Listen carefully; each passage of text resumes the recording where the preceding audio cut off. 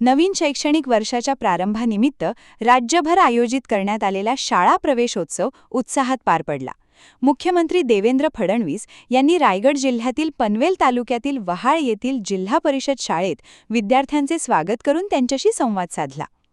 उपमुख्यमंत्री सुनेत्रा पवार यांनी मावळ तालुक्यातील पीएम श्री आदर्श जिल्हा परिषद प्राथमिक शाळा कान्हे येथे नव्याने प्रवेश घेतलेल्या विद्यार्थ्यांचे औक्षण करून स्वागत केले। यावेळी विद्यार्थ्यांना शैक्षणिक साहित्याचे वितरण करण्यात आले, तसेच सांस्कृतिक कार्यक्रम सादर करण्यात आले। दरम्यान उपमुख्यमंत्री एकनाथ शिंदे यांनी दुर्गम भागातील 105 गावातील पहिल्या टप्प्यातील 250 विद्यार्थ्यांना मोफत सायकलींचे वितरण केले। शिक्षणासाठी प्रवास करणाऱ्या विद्यार्थ्यांना याचा मोठा लाभ होणार आहे। 5वी ते 10वीच्या विद्यार्थ्यांना शाळेत ये-जा करण्यासाठी सायकलींचा मोठा आधार मिळणार असून शिक्षणासाठी होणारा दैनंदिन प्रवास अधिक सुलभ होणार आहे। यावेळी विद्यार्थ्यांनी शिक्षणाच्या माध्यमातून गाव आणि राज्याचे नाव उज्ज्वल करावे असे आवाहनही त्यांनी केले।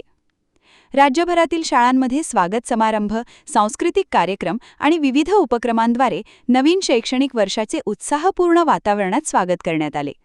कार्यक्रमादरम्यान उपमुख्यमंत्री सुनेत्रा पवार यांनी विद्यार्थी, शिक्षक, पालक आणि ग्रामस्थांशी संवाद साधत गुणवत्तापूर्ण शिक्षण, आधुनिक शैक्षणिक सुविधा, विद्यार्थ्यांचा सर्वांगीण विकास आणि शासनाच्या विविध शैक्षणिक योजनांबाबत मार्गदर्शन केले। पीएम श्री योजनेअंतर्गत विकसित होत असलेल्या या शाळेच्या शैक्षणिक प्रगतीचेही त्यांनी कौतुक केले। रायगड जिल्ह्यातल्या जिल्हा परिषदेच्या शाळेमध्ये मी आल्यानंतर मला अतिशय आनंद झाला। पहिल्यांदा तर जी लॅब या ठिकाणी तयार करण्यात आलेली आहे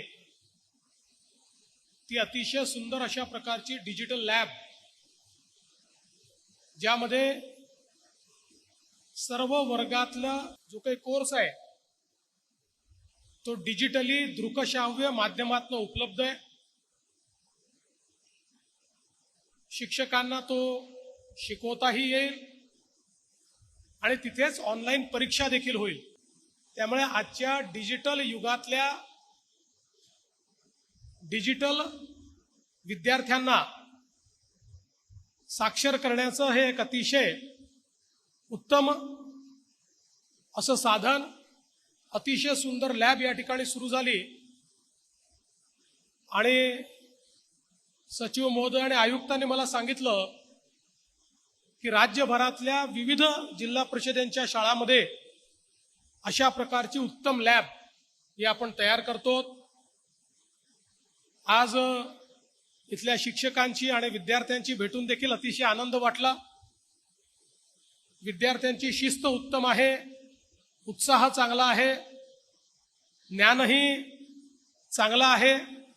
याचा अर्थ आमचे शिक्षक शिक्षिका या चांगल्या पद्धतीनं या ठिकाणी मुलांना शिकवतायत आणि म्हणून त्यांचं मनापासून अभिनंदन करतो।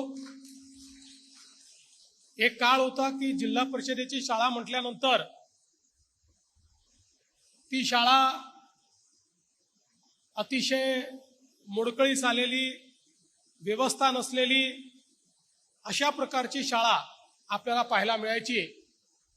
पण आज आपण महाराष्ट्रातल्या जिल्हा परिषदेच्या शाळांमध्ये जाऊन बघू शकतो, बहुतांश शाळा या कुठल्याही खाजगी शाळेसारख्या किंवा कधी त्याहीपेक्षा चांगल्या आपल्याला पाहायला मिळतात। आणि हे तर मी निश्चितपणे सांगू शकतो की जिल्हा परिषदेच्या शाळेतलं शिक्षण 90% खाजगी शाळांपेक्षा चांगलं आहे। आणि आता आपण जिल्हा परिषदेच्या शाळांमध्ये मूल्य शिक्षण देखील सुरू केलंय। संवैधानिक मूल्य ही आमच्या मुलांना माहिती असली पाहिजेत, हक्क आणि कर्तव्याची जाणीव असली पाहिजे, स्वच्छता, पर्यावरण या संदर्भातली जागृती असली पाहिजे।